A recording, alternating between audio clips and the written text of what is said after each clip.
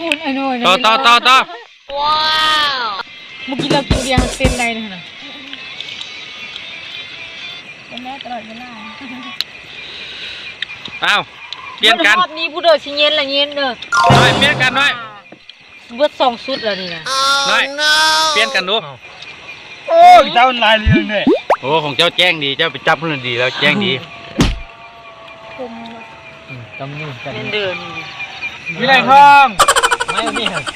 โอ้มีปลาได้กินเล็กนะเฮ็ดจังไหนเดี๋ยวปรากฏตามตัวอยู่นี่ดูน่าจะเป็นไงตัวใหญ่ก็ว่าอยู่ตัวพอนี้มก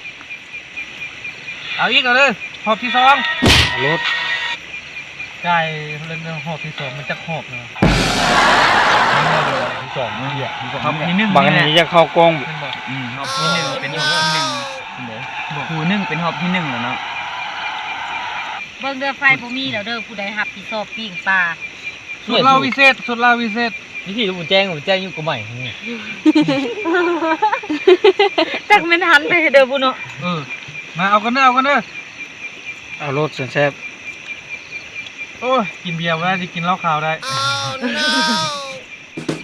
เจ้าฮู้บ่กินเบียร์แล้วมันนั่นมีหน้าท้องกินเหล้าหันบ่มีหน้าท้องเด้อคิดแขกคนมันจะมีหลายมือ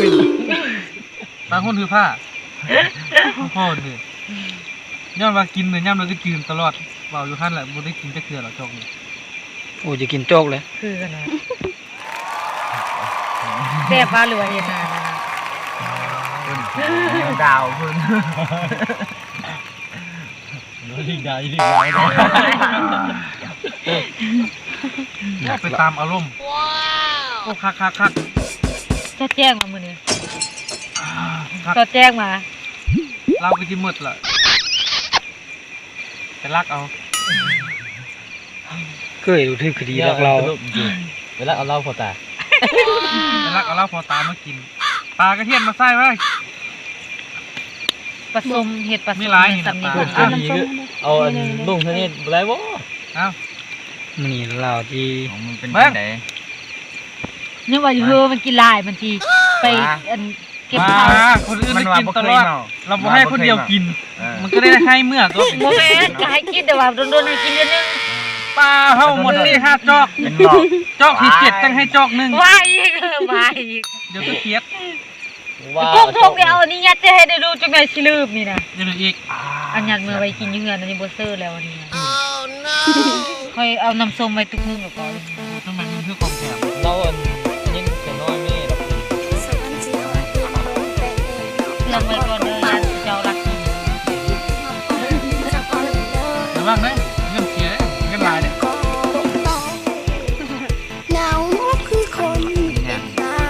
โอ้จังไหนมันแสบไปเดินทางนั้นก็มาทางนี้นะบ่นะนี่มันกระแจงอะไรนิดไปหน่อยมือกล้องกันหน่อยจังไหนมันแสบจำเป็นนะมือกล้องจำเป็นพูดนี่ดิอ๋อเห็นมาทุกคนฮะเดี๋ยวมาจะเห็นจริงคำเนื้อเลยเนอะคำเนื้อปลาแม่ยังบ่สุกฟ้ามันยังข้าวแค่เล็ดอยู่แต่นั่นแล้วเนาะคนกินเฮ้ยอันอื่นนั่นประดักเล่นกินสดข้าวทั้งเหม็นก็ยังกินดียังหูทามาหน่อยเนี่ยแม่นบ่หน่อยไอ้เนาะใครหัวกันแน่วะไอ้หน่อยเลยโอ้ผมโอ้ดีเนาะอันนี้ก็มาว่างที่นี่ผู้เดินว่างเนี่ยโอ้คุณเอ้าผู้เดิมกินมันบุ้มแม่วะเอาวันนี้เจ้าจะไม่ได้กินโบจะเฝ้าลายว่าสัตว์จะกินแล้วอันบ่แม่นอันใดเด้อันบ่ฮู้ว่าอีหยังอยู่ในนี้ขี้สาดฮะเอานั่นเหรออย่ามาเบิ้ลอีกเลยคนนี้ละเอารถบ่เป็นหยังดอกเพิ่นว่าเมื่อละหิวมื้อเองดอกเถื่อนบ่ได้สิโฮมเมื่อน้อยลอยนั่นทอดมันเดิมโอ้คักเว้ยเอาไปกุ้งบอกว่าบุกินเหล้าขาวกินนั่นกินแต่อันนั้นพอตี จังได๋สิลุกขึ้นบ่ได้ไปหอบเขาไปอันมาเข้าอื่นเด้อ เขาคนบัดไปเบิ่งหนึงไปเบิ่งหนึงเต้บ่ได้ เสนอเด้อ ใครทำเสนอบอก จั เรา บรวม เสนอบอกเรา สวยเอียงสลังไง ใครจะวาดมีความยืด ผมไปกินปลาลืมถ่ายปลาเอาลง นี่นี่ยากมาอยู่ ซุ่มขึ้นนะแม่ไฟ แค่นี้เลยครับหน้าจอเอาลงยังเอาลงเถอะมีมดก้นเรือโดนผมเป็นมื่อนี่กับมืออื่นเอาจะตรวจ นี่ตัวมีกันทัด เราจะมาแซงเพลงแล้วย่ำเด้อเรียบร้อยโอ้คนก็เป็นไอ้บาฮัมลินนี่ ผู้บ่เห็นเพิ่นกับน้อง เนาะ ขอย้ำ โคเท นี่แหละเขาเอื้อนอ่ะ ของแท้น้ำดื่ม จนนี่อัน จะมีลาว บองกับมันดูจากอันนี้น่ะจนก็บูฮู้หรอก จน อ๋อ นี้ มึงกินยังว่าอยู่ จนนี่มันยุ่ง ต้อง ยาก ไปกันกับกี่เก็บ ไม่ใช่มันเมาแล้วมันลืม ของแรง แล้วมาซื้ออีกลูกยังตุกนึงกี่ดิ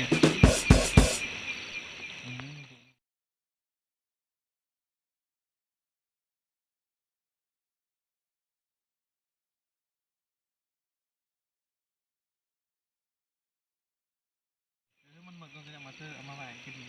นี่ดิ สวรรค์เสียวเพียงลงแต่เองเนาะลักกอดกงเป่าจะพอมเด้อนั่งกอดเป่าเหงาคือคนเป็นบ้าบ่ได้มาหาจะแม่นโคตรเทนอกินฮอนไอเห็นบ่เห็นไอ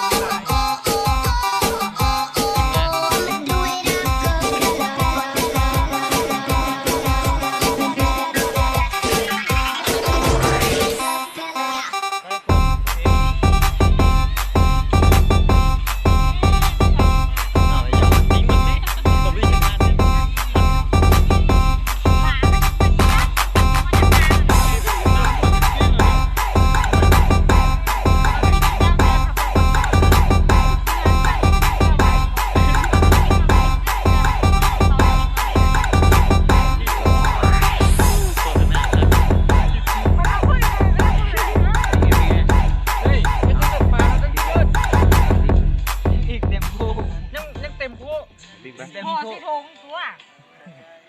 จะเศร้าไปทำไมแค่คนมันบาดใจคันมันมีคนใหม่เฮาก็มีได้คือกันคิดหลายแล้วถ้าเหนื่อยก็ออกมาเต้นให้ลืมมันวันนี้เรามาพบกันเด้อคนโสด ปิ้งอันนี้แม่ปลาลาดให้เรา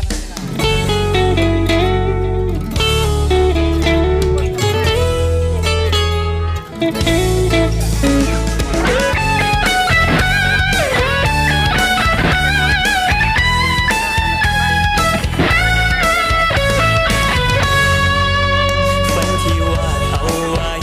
มันพังทลายกลายเป็นฝุ่นในพริบตาเศร้าทิมกันแบบบ่เห็นค่าไอ้ฝันไปฮอดฟ้าเคยคิดนำบอกจากใจของคนที่มันหาจริงแล้วโดนทิ้งเคยคิดอยู่บอกว่าคนที่โดนทิ้งจะว่าเป็นทิ้งบ่ได้แต่ถ้าเจ้าเลือกแล้วอายก็สิไปบ่ควรใจง่ายจะเศร้าไปทำไมแค่คนมันบาดใจคันมันมีคนใหม่เขาก็มีได้คือกันคิดหลายแล้วทำไมก็ออกมาเต้นให้ลืมมันวันนี้เรามาพบกันเริ่มเป็นโส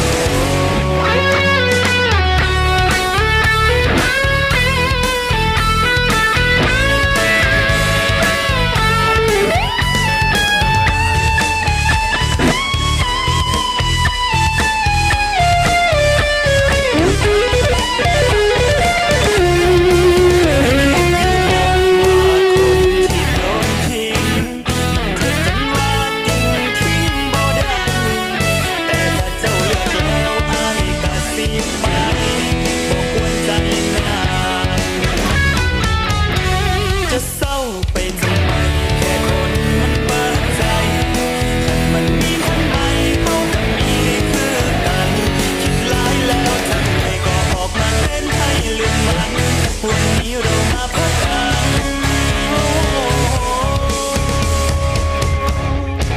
เด้อคนโส